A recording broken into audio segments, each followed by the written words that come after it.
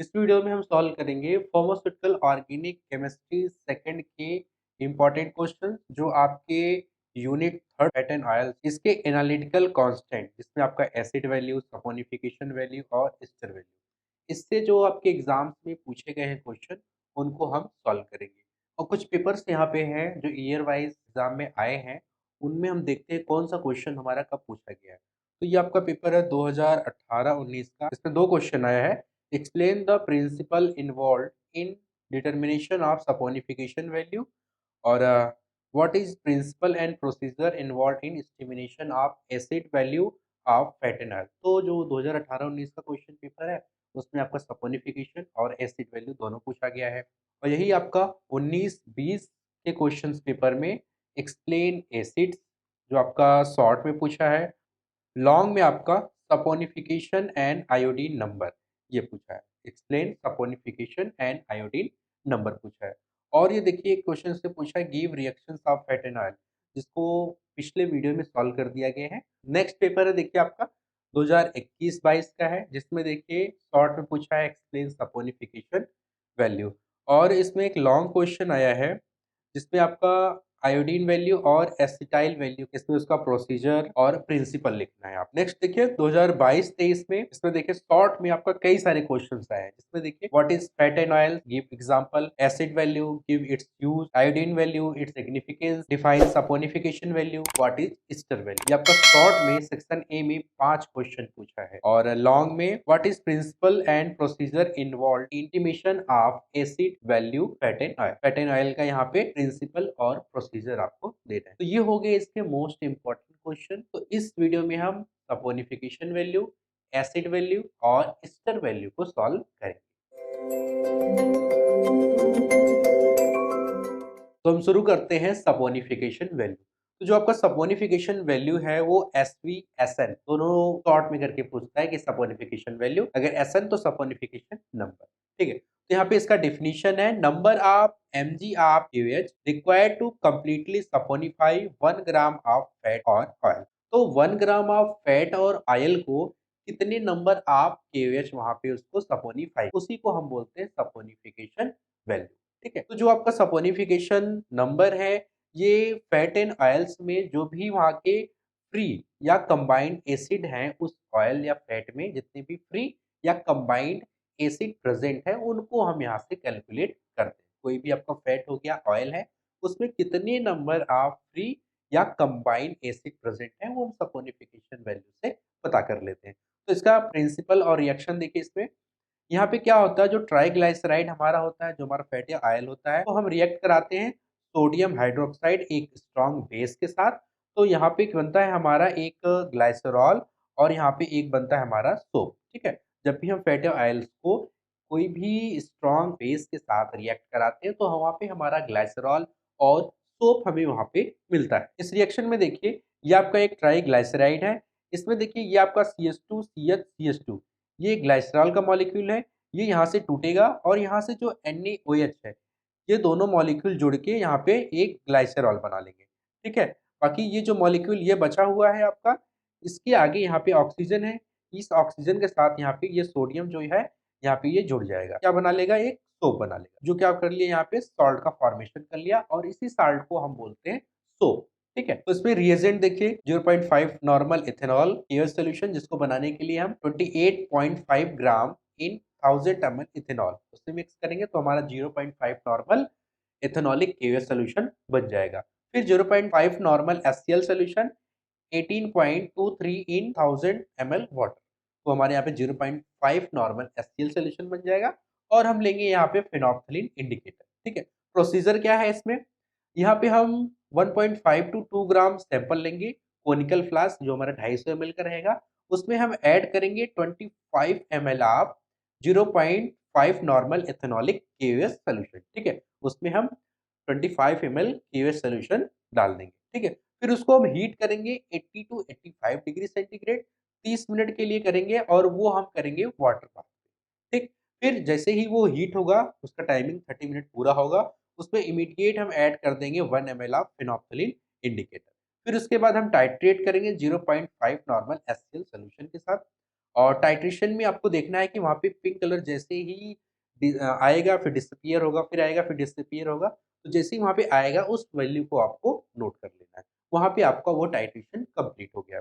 फिर कैलकुलेशन हम करेंगे जिसमें है एसवी सपोनिफिकेशन वैल्यू या इक्वल टू ब्रैकेट में B minus S into M into 56.106 upon W. ठीक है, यहाँ पे क्या है, बी इक्वल टू क्या है यहाँ पे, volume of SCL solution used for blank, मतलब कि जो हमने ब्लैंक टाइट्रेशन किया है उसके लिए हमारा एससीएल सॉल्यूशन कितना लगा है वो ले लेंगे। फिर एस में क्या आ जाएगा आपका, value for solution tested sample, जो आपने वहाँ पे फैटी ऑयल सैंपल लिया है उसके लिए हो जाएगा। फिर एम क्या हो जाएगा यहाँ पे, मोलरिटी हो जाएगा, जो एससीएल सॉल्यूशन है किस मोलर का है वो मोलरिटी वहाँ पे डाल देंगे आप। और जो यहाँ पे 56.106 लिखा है वो है molecular weight of QS solution, gram में है। और जो यहाँ पे डब्ल्यू लिखा है ऑयल या फैट, तो ये है वेट ऑफ सैंपल, आपने सैंपल कितने ग्राम लिया है वहाँ पे वो वैल्यू पुट कर देंगे। ठीक है, अब देखिए यहाँ पे significance, high number short and more cleaning fatty acid, मतलब कि अगर सपोनिफिकेशन नंबर ज़्यादा रहेगा तो वहाँ पे जो फैटी एसिड का चैन है वो शॉर्ट रहेगा। अगर सपोनिफिकेशन नंबर वहाँ पे लो रहेगा तो जो चैन होगी वो लॉन्गर होगी, वहाँ की जो फैटी एसिड की चैन होगी वो लॉन्गर होगी। Different fat have different number like fingerprint, जैसे कि अलग अलग फैट ऑयल होते हैं उनके अलग अलग सपोनिफिकेशन नंबर होते हैं, जैसे कि हमारे फिंगरप्रिंट्स होता है उसी टाइप का उनका भी अलग अलग सपोनिफिकेशन वैल्यू होता है। फिर नेक्स्ट है आपका, उसमें देखिए हाई नंबर अगर सपोनिफिकेशन आ रहा है तो वो फैट जो हार्ड होगा और बटलियर सॉक, मतलब कि जो उसमें फोम बहुत ज़्यादा आएगा। ठीक है, तो वो सोप बनाने के लिए हम उसको यूज कर सकते हैं। ठीक, अगर लो नंबर है तो वो फैट या ऑयल आपका सॉफ्ट होगा, मतलब कि वो एक सॉफ्ट एंड सॉप कहलाएगा। तो यहाँ पे हमारे कुछ एग्जांपल्स हैं जो सपोनिफिकेशन वैल्यू को दिखाते हैं। तो एग्जांपल्स में देखिए इस साइड जो है आपका फैट एंड ऑयल था और इधर आपका सपोनिफिकेशन वैल्यू है। यहाँ पे देखिए मिनरल ऑयल का हो गया 0, वीवैक्स का हो गया 62,102, ठीक है, लेनोनिल का हो गया, यहाँ पे रैपिसिड ऑयल का हो गया, सी बटर, फिश ऑयल। तो इस तरीके से कई सारे ऑयल्स हैं जिनका यहाँ पे सपोनिफिकेशन वैल्यू लिखा है। ठीक है, तो इस तरीके से हो गया आपका सपोनिफिकेशन वैल्यू। अब हम नेक्स्ट शुरू करते हैं एसिड वैल्यू। तो एसिड वैल्यू का डेफिनेशन क्या हो जाएगा, number of mg of KOH required to neutralise free acid present in 1 gram of fat और ऑयल। तो 1 ग्राम फैट या ऑयल्स में जितने भी फ्री एसिड्स प्रेजेंट हैं उनको हम KOH के साथ न्यूट्रलाइज करेंगे और उससे जो वैल्यू आएगी हमारी एसिड वैल्यू। ठीक है, मतलब कि 1 ग्राम जो आपका सैंपल है उसमें कितने फ्री एसिड मौजूद हैं। अभी आपने इसके पहले क्या पढ़ा, सपोनिफिकेशन वैल्यू। तो सपोनिफिकेशन में क्या था कि वहाँ पे फ्री और कंबाइन, मतलब कि हमारे एसिड ग्लाइसरॉल से कितने अटैच हैं वो, और उस फैट या ऑयल में कितने फ्री हैं वो, दोनों हम पता कर रहे थे सपोनिफिकेशन से। अब हम एसिड से पता करेंगे कि उस फैट या ऑयल में कितने फ्री, जिनका रिएक्शन नहीं हुआ है, जो ग्लाइसरॉल से अटैच नहीं हुए हैं, उनको हम एसिड वैल्यू से पता करेंगे। ठीक है? और आपका ये ईस्टर वैल्यू में क्या हो जाएगा? तो हम सपोनिफिकेशन में से एसिड को माइनस कर देंगे, तो जो बचेगा हमारा ईस्टर वैल्यू आ जाएगा। ठीक है? तो इसका प्रिंसिपल क्या है? Direct titrating an alcoholic medium against standard KOH या NaOH सॉल्यूशन। तो हम जो हमारे रिएक्शन जैसे आपने सपोनिफिकेशन का कराया वैसे रिएक्शन कराएँगे और यहाँ पे उसको टाइट्रेट करेंगे KOH सॉल्यूशन या NaOH सॉल्यूशन के साथ। ठीक है? तो इसमें ये इतने टाइप के आपके रिएजेंट हो जाएँगे। ठीक? फिर इसमें प्रोसीजर क्या है? 10 ग्राम sample in 250 ml conical flask. जो आपका 250 ml कोनिकल फ्लास्क है, उसमें हम 10 ग्राम सैंपल ले लेंगे। ठीक है? फिर ऐड करेंगे उसमें 50 ml freshly neutralised hot alcohol. जो हमने फ्रेश न्यूट्रलाइज्ड अल्कोहल बनाया है, उसको हम ऐड करेंगे इस कोनिकल फ्लास्क में 50 ml। ठीक? फिर उसमें हम ऐड करेंगे 1 ml ऑफ फेनोक्सिलिन इंडिकेटर। फिर उसको हम हीट करेंगे 75 टू 80 डिग्री सेंटीग्रेड 15 मिनट के लिए वाटर बाथ में। ठीक? टाइट्रेट कर देंगे उसको हम, वो हॉट कंडीशन में ही रहना चाहिए 0.1 नॉर्मल KOH सॉल्यूशन के साथ। मतलब कि आपने जैसे हीट किया 15 मिनट के लिए, फिर तुरंत ही उसका हम वहाँ पे टाइट्रेशन कर देंगे KOH सॉल्यूशन के साथ। ठीक? फिर वहाँ पे हम देखेंगे एंड पॉइंट जो हमारा कलरलेस, मतलब हमारा कलरलेस रहेगा और उसमें लाइट पिंक आएगा फॉर 30 सेकंड, मतलब कि जैसे ही वहाँ पे रिएक्शन कंप्लीशन दिखाएगा, वहाँ पे पिंक कलर आएगा 30 सेकंड के लिए, फिर वो गायब हो जाएगा, फिर आएगा, फिर गायब हो जाएगा। तो आपको जैसे ही आए, वही पॉइंट नोट करना है। वहाँ पे इस तरीके से नहीं देखना है कि वो डार्क में आ जाए या ऑरेंज रेड में आ जाए, मतलब कि पूरी तरीके से कलर नहीं चेंज हो जाए, तो इस तरीके से नहीं करना है आपको।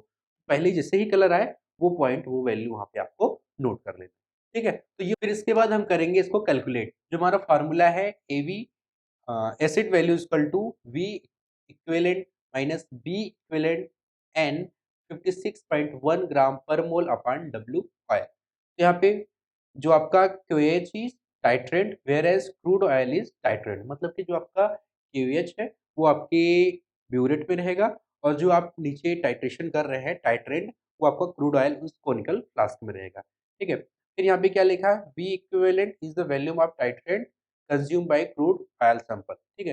तो आपने जो ऑयल सैंपल आपने लिया है, उसमें कितनी वैल्यूम केवीएच की कैलकुलेट हुई है, वो लिखेंगे वहाँ पे। और ये आपका ब्लैंक टाइट्रेशन के लिए है, जो वहाँ पे ब्लैंक में आपका केवीएच कितना आया है, वो लिख देंगे यहाँ पे।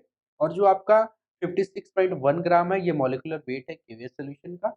और लास्ट आप जो डब्ल्यू है, यहाँ पे लिख देंगे, वेट लिख देंगे, ऑयल का कितना आपने सैंपल वहाँ पे वेट में लिया है, वो लिख देंगे, ठीक है? अब इसका सिग्निफिकेंस क्या हो जाएगा, अगर ये वैल्यू हाइयर आती है, एसिड वैल्यू अगर आपकी हाइयर आती है, तो इसका मतलब लेस फ्रेश, मतलब कि लेस फ्रेश का मतलब कि वो एसिड आपके यूज़ करने लायक नहीं है। वो एसिड जल्दी ही रेंसिड हो जाएगा। रेंसिड इससे पहले बता दिया गया है कि जो एयर के प्रेजेंस में आता है, तो वो एसिड का टेस्ट, स्मेल दोनों चेंज हो जाता है। मतलब कि एक तरीके से आपका जो फैट या ऑयल है, वो खराब हो जाता है।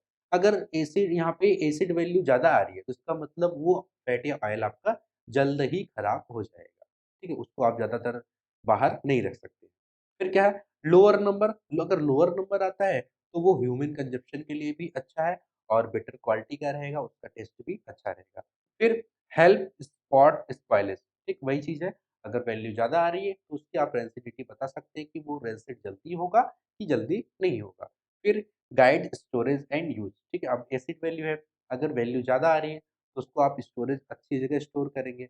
अगर वैल्यू कम आ रही है तो उसको आप नॉर्मली स्टोर कर सकते हैं और जो हाई आता है उसको आप बॉडी अपनी ह्यूमन बॉडी के लिए यूज़ नहीं करेंगे और जो लो आता है उसको आप यूज़ कर सकते हैं, ठीक है? तो कुछ इसमें एग्ज़ाम्पल्स हैं, इसमें देख लीजिए, बी वैक्स का 17 से 36, कैनोला ऑयल का कितना हो गया, मेज ऑयल हो गया, सोयाबीन ऑयल हो गया, वर्जिन ऑयल और यूज्ड फ्राइंग ऑयल। तो इन सब का एसिड वैल्यू इस तरीके से होता है। तो इस तरीके से हो गया एसिड वैल्यू। अब हम नेक्स्ट शुरू करते हैं एस्टर वैल्यू। तो जैसा मैंने अभी पहले बताया आपको कि सपोनिफिकेशन वैल्यू क्या करता है, किसी भी फैट या ऑयल्स में फ्री और कंबाइंड एसिड को पता करता है। एसिड वैल्यू क्या करता है, उसमें एसिड, फ्री एसिड कितने हैं उनको पता करता है। मतलब कि सपोनिफिकेशन वैल्यू में से इस एसिड वैल्यू को निकाल देंगे तो वहाँ पे एस्टर का पता चल जाएगा कितने उसमें एस्टर मौजूद है।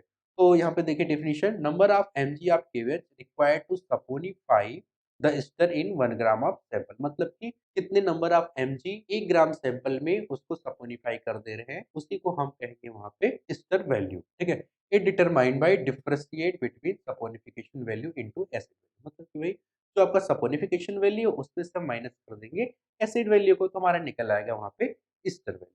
ठीक, प्रिंसिपल क्या है, in ester value determination the sample is hydrolysed to alcohol using excess standard potassium hydroxide solution, ठीक है? तो यहाँ पे क्या करेंगे, पहले हम वहाँ पे रिएक्शन करा देंगे पीवीएच के साथ, फिर उसके बाद हम उसका टाइट्रेशन करा देंगे वहाँ पे एचसीएल के साथ, ठीक है? तो हमें मिल जाएगा वहाँ पे, ये पता चल जाएगा कि उसमें इस वैल्यू, उसकी एस्टर वैल्यू क्या है, ठीक? तो यहाँ पे देखिए, ये हमारा फैट या ऑयल्स का एक एस्टर का स्ट्रक्चर है। यहाँ पे जैसे ही हम बेस यूज़ करेंगे, बेस में आपका केओएच हो गया, एनएओएच हो गया, तो जो ओएच मॉलिक्यूल है, इस यहाँ पे कार्बन मॉलिक्यूल पे जाके अटैक करेगा। ठीक, जैसे ही यहाँ पे ये अटैक करेगा, तो ये ओएच मॉलिक्यूल यहाँ पे देखिए इस कार्बन के साथ जुड़ जाएगा और यहाँ पे एक माइनस, जो ऑक्सीजन है इसके ऊपर माइनस चार्ज है, क्योंकि यहाँ पे देखिए डबल बॉन्ड था, ये डबल बॉन्ड अब टूट गया, टूटने के बाद इसके ऊपर माइनस चार्ज आ गया।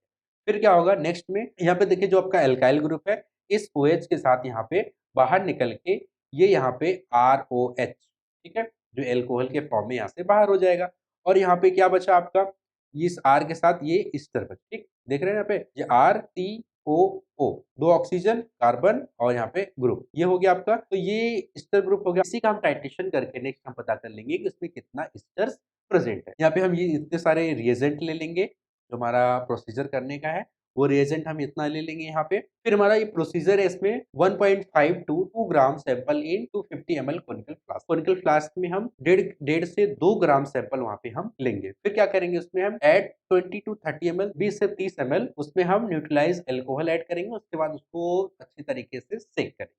फिर उसमें हम ऐड करेंगे 1 ml ऑफ फेनोल्फथलीन, जो हमारा इंडिकेटर है, और उसको टाइट्रेट कर देंगे हम 0.5 नॉर्मल अल्कोहलिक केयर्स सॉल्यूशन के साथ, जब तक कि उसमें फ्री एसिड जो है वो न्यूट्रलाइज़ ना हो जाए।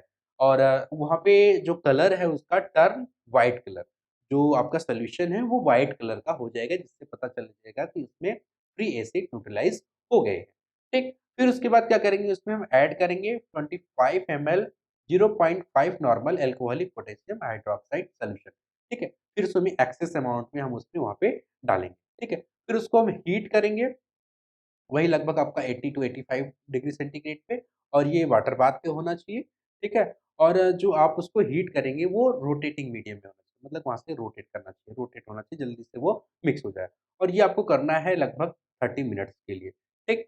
फिर उसको हम टाइट्रेट कर देंगे एक्सेस पोटेशियम हाइड्रॉक्साइड, जो हमारा वहाँ पे ऐड हुआ है, उसको हम टाइट्रेट करेंगे 0.5 नॉर्मल हाइड्रोक्लोरिक एसिड के साथ। जो हमारा हाइड्रोक्लोरिक एसिड है, उसके साथ हम यहाँ पे उसका टाइट्रेशन करेंगे, ठीक है? और यही चीज़ हम ब्लैंक के साथ भी करेंगे, ब्लैंक टाइट्रेशन, जहाँ पे हमको अपना सैंपल नहीं लेना है, डायरेक्ट फिल करना है, ठीक है? फिर जो वहाँ पे कलर चेंज होगा, उसको हमने ऑब्जर्व करना है। फिर इसका कैलकुलेशन करेंगे हम, ester value is equal to BSCl minus VSCl into 28.05 upon W, जहाँ पे BSCl क्या है, यही आपका जो कंज्यूम किया गया है ब्लैंक टाइट्रेशन के जरिए, ठीक है? दूसरा VSCl में क्या लिखना है आपको, जो HCl का वॉल्यूम लगा है हमारे सैंपल के लिए। एक हो गया हमारे ब्लैंक सैंपल के लिए कितना HCl लगा है वो डाल देंगे, और हमारे सैंपल के लिए कितना वहाँ पे वॉल्यूम लगा है HCl का वो लिख देंगे, ठीक है? फिर उसके बाद हम लिख देंगे W वेट, जो हमारे सैंपल का कितना हमने वेट लिया है वो कर देंगे, और ये इससे हमारा निकल आएगा स्टर वैल्यू। तो एक तरीका ये हो गया। दूसरा तरीका होता है कि आप स्टर वैल्यू निकालने का,